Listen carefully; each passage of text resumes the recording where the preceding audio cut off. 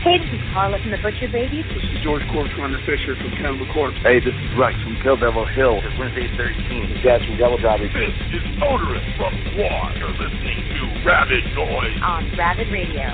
Turn it up. Hey, Brett, thanks for joining us on the show. Thank you for having me. Yeah. How's it going there? We're looking forward to coming and seeing you guys in Australia soon. Yeah, man, we're looking forward to seeing you as well. I mean, Fuel will be touring here in December, and as part of that tour, we will be playing on the Gold Coast where I am, which is pretty awesome for us. It's actually literally across the road from where I work, where I am now. I'm literally looking at the venue right now where you're going to be playing. Oh, beautiful. Well, that's convenient for you. It is, man, because I'll literally go straight from work to the gig. There you go. There you go. You guys still have the rules there in Australia to where everyone is allowed to take a break and drink a beer in the middle of work? No. I wish that. You never heard of? Did you ever hear of that? No. I remember.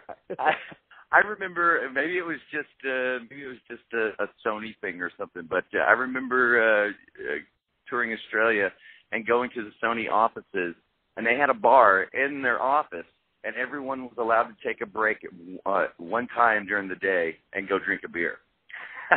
Oh man, I was gonna say, I wish my work was that nice. Yeah, I know, right? That's like a dream gig. Oh, absolutely. I might have to talk to my boss about that. There you go. Yeah. Boss, we need 5 cases of Cascade. Oh man, no, definitely not. All right, I think I've ruined your interview so far. So let's let you take it back. No. This is great, man. No, this is good. It's good to get loose a little, sometimes. Well, of course, man. It's been 2000 was the last time we saw you guys here, which is a really long time ago. So, of course, you mentioned the beers in the office of Sony, but what else do you remember from that tour? Oh man, I remember the people, of course, being incredible. Everyone was just incredibly nice and so hospitable and just really genuine, nice people, man. So I'm looking forward to seeing everybody there for sure. And you guys live in such a beautiful area. The Gold Coast is amazing. So I'm looking forward to your beaches and the food and the beer, and there's just so much to look forward to. So. Yeah, you'll have to hang around. I don't know if you got to Coolangatta last time you were here, but man, you'll have to come and hang out. There's beaches everywhere and mountains behind us down here, and I think you're gonna have a blast this time, dude. Yeah, absolutely, always. And of course, the tour is celebrating 20 years since the Sunburn album was released, which was, of course, massive down here. I remember seeing that album just absolutely everywhere. I mean, everyone I knew had it pretty much. Must have blown your mind at the time that it was so well received, and still to this day. I mean, it's a classic. It's we're very fortunate, no doubt. It's there's so many musicians throughout the world, and only a tiny little handful of musicians actually get to where they can sustain a lasting career, and to be able to celebrate a 20th anniversary such as this, there's so few bands and so few artists that are able to do that. So I'm very fortunate to be able to do this, and Australia is a major key in that. So thank you. Well, I mean, you guys are still getting spun on the radio quite regularly down here. I mean, especially Shimmer. It's a classic. It's in high rotation. I even see like cover bands. I'll go into a pub or something like that. There'll be dudes playing that song. Have you found that yourself? Like in a situation where you've been out and about and someone's been jamming on your song, you're like, oh, okay. Oh yeah, it's happened so many times. I've walked into. There's been times I've walked into places and cover bands will be on their stage and they'll find out that I'm there, so they'll play it. Or and there's other times that I'll go there and they don't know that I'm there at all, and they'll be playing it, and I'll just walk up to them and wave at them and say hi. And they're like, what? So that's always fun too to mess with people like that. So. Oh, that's awesome, man. Well, another thing, of course, is not many bands, especially these days, know what it's like to have gold and platinum selling albums. I mean that's such from that time. It was such an amazing thing. How's that feel? Gold and platinum albums are like dinosaurs these days. They don't exist anymore. Music streaming killed it. Now you're giving music away, so it's incredibly hard for someone to get a platinum record these days. It's like going to the moon. So it was a different time 20 years ago, no doubt. And people were buying music, and I mean, there's still a love for music these days, and people still listen to music, but it's just it's a whole different machine now, and I fear that the industry itself is going to kill it, because you have to have those resources to be able to continue on as a musician, and so you got to be a little more crafty these days. You have to. You're practically giving music away these days, and then you're saying, hey, buy a ticket to my concert. So you have to definitely figure out new ways of doing things, and place your music in things like commercials and TV and film and things like that. Those are the new norm now. It seems like that's what people are more geared towards trying to accomplish versus just selling albums. So I feel very scared and worried for the new generation of musicians because the hill is so much higher for them to climb now than it was for me back when I was getting started. It's a shame, really, isn't it? It's, that was the dream, to get, every dude would, be jamming at home, jamming with his mates, and always dream about selling that many albums and touring and things like that. And it's really sad, but I mean, you've done it, man.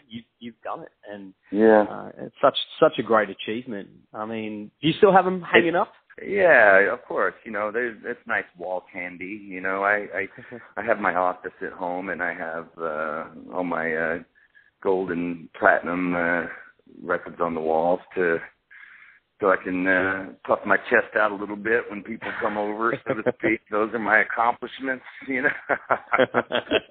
So it's those are things to be proud of for sure, and I'm very proud of them. So, but I don't know what else to say about that, really. Oh, it's pretty awesome, man. Like it's of course you got to be proud of that. It's Yeah, I feel like that is. I feel like that's not even part of the goal anymore. To get platinum records and things like that. These days, it's just about trying to write great music and put it out there. And like I was saying, sell more concert tickets. Absolutely. I mean, touring. I mean, you're a family man too these days. I mean, how's that? I am, yeah. How's that changed your approach to music and touring and living the rock and roll lifestyle? It definitely adds a whole new element to things, and it makes it very difficult at times. I've been out on tour all summer, and I haven't seen my wife and kids in like 2 months now. So I'm very happy to know that 3 days from now I will be home. So I'm really excited about that. I love playing the shows, and as soon as I get home, I'm like, wow, I wonder where I could go to maybe jam a little bit, But while I'm out here touring and stuff, it's definitely it's taxing on you to. It's hard because it's easy to miss the wife and kids for sure. Do you sometimes get a chance to take them with you? Yeah, they come out sometimes. My boys, they're 6 years old and 9, and they love to be on the bus, and they get in the bunk and play on their iPads and things like that, and watch movies and stuff. They feel like it's camping, So they like to get out here and ride on the tour buses and things like that and have a good time. That'd be pretty fun. I mean, are they showing signs of following in Dad's footsteps? A little bit. My youngest, he's been taking drum lessons.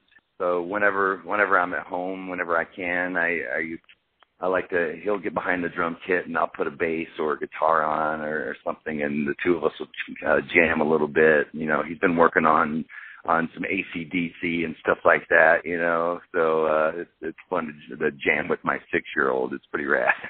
Yeah, absolutely. I mean, I'm hoping my middle daughter is showing a little bit of musical interest as well. So I'm How old is hoping she? for those. She is 3. So 3? she's Oh, yeah. wow. Yeah, it's hectic. But, you know, I think she's got the bug. She always sees my instruments and stuff around and getting involved, which is, I've got my fingers crossed. So it's fun. Yeah. You know, jam with the kids. You know, I think that everyone at some point in their lives should take a moment and pick up an instrument, some kind of instrument, any kind of instrument, drums, guitar, bass, keyboard, you know, anything for that matter.